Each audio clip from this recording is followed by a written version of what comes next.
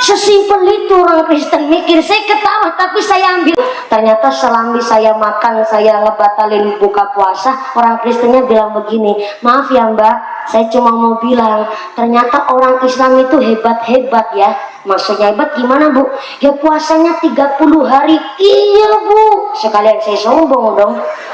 Iya bu, kami tuh orang Islam puasanya 30 hari. Jadi kita puasanya itu nahan dan ngontrol nafsu. Giliran bu, saya mau ngeinterogasi sampean loh, sampean udah tanya mulu. Saya balik tanya. Saya tanya, kalau kami wong Islam ada puasa, jenengan wong Kristen ada ibadah puasa apa enggak? Kami ada ziarah, kami ada zikir. Dan yang ketiga beliau bilang, kami Katolik ada puasa. Islam puasanya 30 hari, kami Katolik puasanya 40 hari. Widih, mantep bener bu.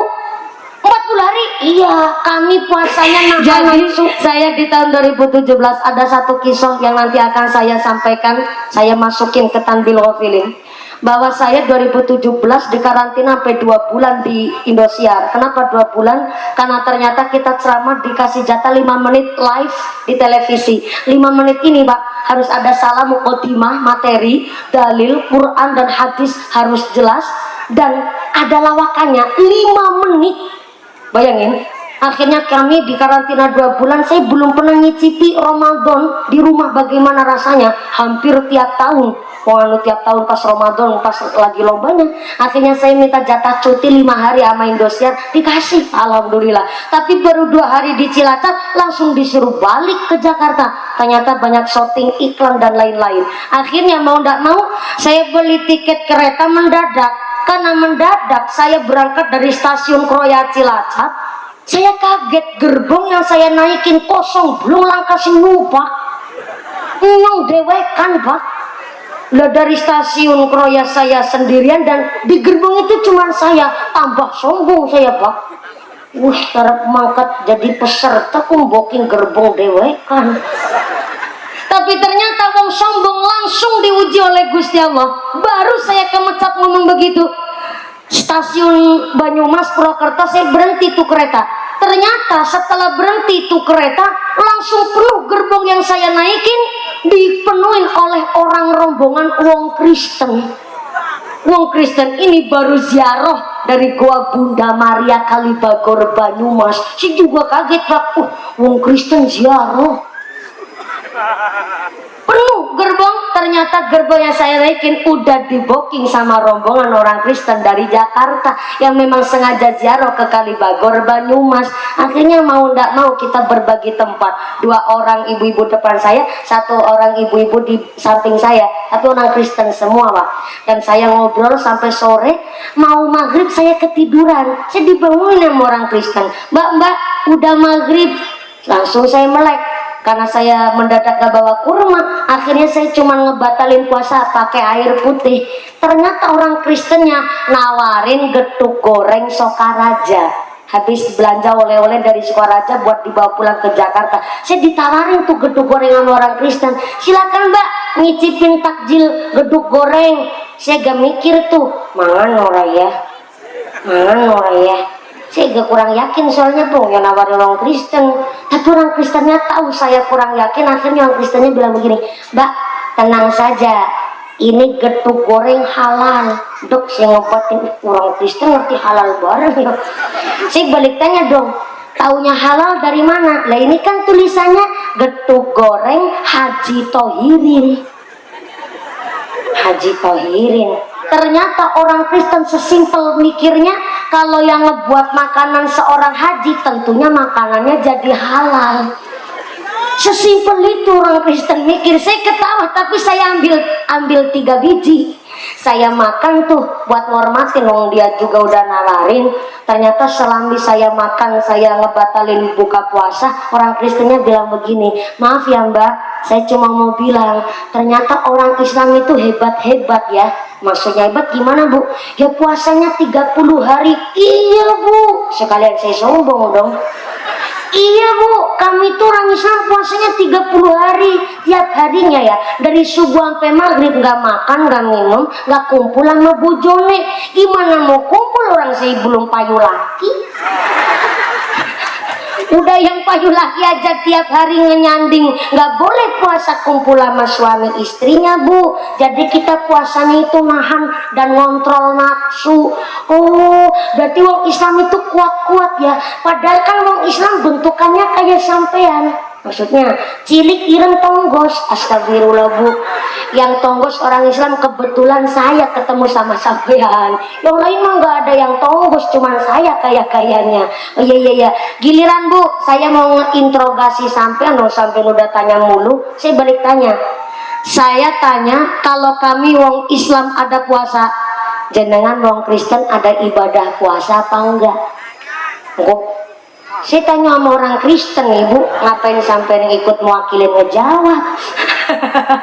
Ternyata orang Kristennya jawab begini, Mbak, saya ini Kristennya yang Katolik.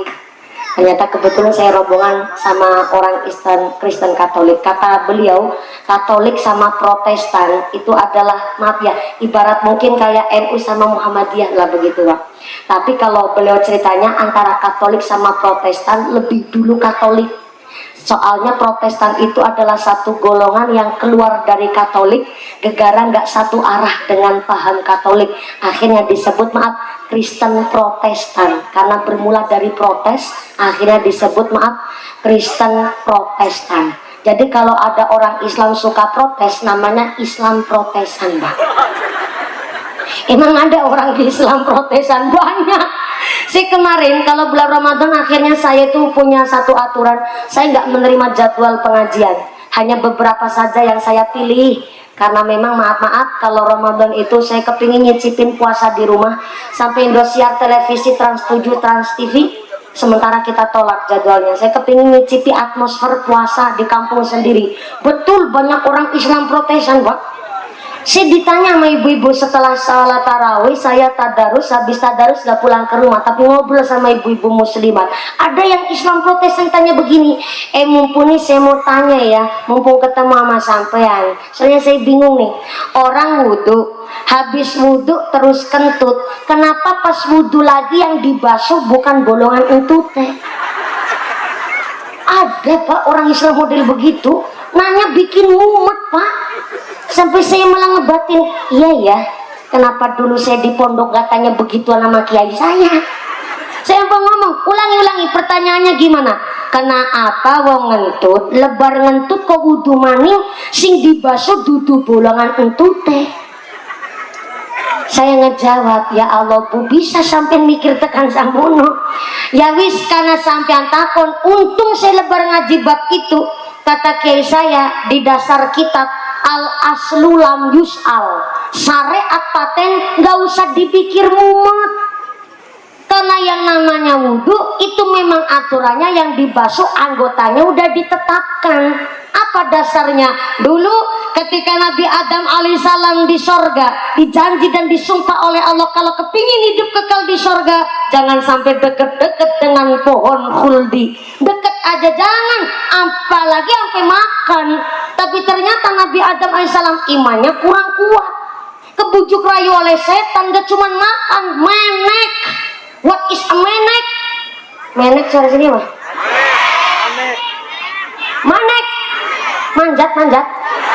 Nah kini manek. Manek. Oh iya, syarat apa lagi manut bae karo sampai syarat bayar inyong.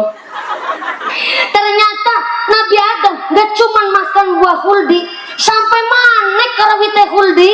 Nah, anggota badan yang ketika kita basuh ketika wudhu Pak, adalah anggota badannya Nabi Adam yang langsung nyentuh sama pohon huldi. Maka artinya wudhu itu membersihkan pikiran kotor, membersihkan najis, membersihkan pikiran yang jelek, bahkan membersihkan dosa. Maka pertanyaannya, kalau ada orang udah sholat kok masih benci sama orang, masih dendam sama orang, masih suka ngefitnah orang lain, perlu dipertanyakan wudhunya. Orang udah wudhu berarti kan nyuceni pikiran kotor. Lah ngapain Nabi sholat masih dendam sama orang lain, masih lambene tumbak cucukan, seneng gawe fitnah sama orang lain, itu wudhunya gimana? Akhirnya ibu-ibu ngejawab, ya jangan jengkel, mumpuni orang saya cuma tanya. Soalnya tadi saya pas sholat tarawih itu kerasa makces begitu. Lah ces itu termasuk ngentut apa ora? Ya Allah Bu, entah itu ces, cis, cus, tut, tot, brot. Iku arane ngentut. Batal wudune, batal salate. Kudu diulang wudune, diulang salate.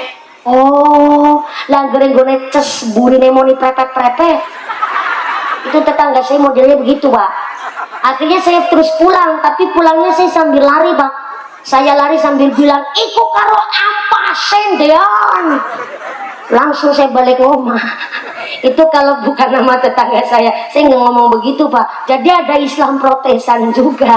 Tapi yang ketemu sama saya di satu gerbong, orang Katolik bilang begini, kami ada ziarah, kami ada zikir. Saya lihat emang beliau itu pakai tasbih, Pak. Tapi tasbihnya itu bunyinya crek crek crek kayak koin ketemu koin. Jadi terbuat dari besi yang dilapisi sama aluminium. Mulutnya juga umut-umut, Pak. Tapi umut-umut baca apa sih juga nggak tanya, Pak.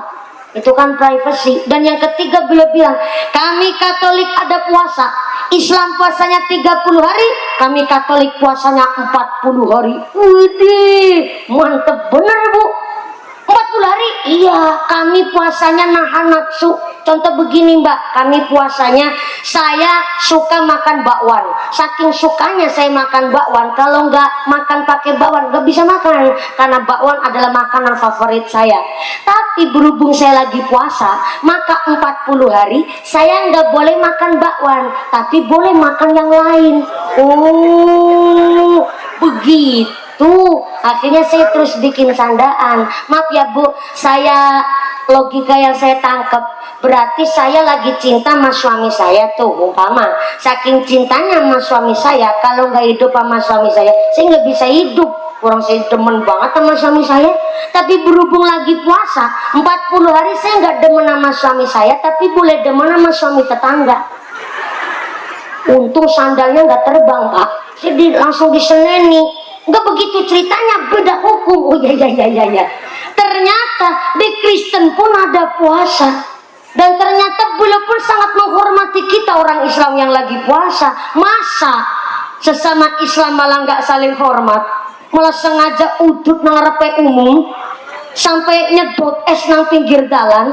Sehingga menyalahkan kalau ada warteg tetap buka pas Ramadan, nasi padang tetap buka, mangga. Mungkin diniatkan oleh bakul pedagangnya untuk melayani musafir, orang yang lagi perjalanan jauh, ataupun orang-orang yang lagi uzur, ataupun melayani orang-orang yang non muslim. Itu saja ditutup pakai tenda, ditutup pakai kain, supaya apa? Nggak secara langsung di mata orang yang sedang berpuasa. Maaf Pak, saya orang dewasa lagi puasa, tertiba ada senang lagi makan es krim, ya nggak mungkin dong hanya gara-gara saya lihat senang lagi makan es krim terus saya ngebatalin puasa.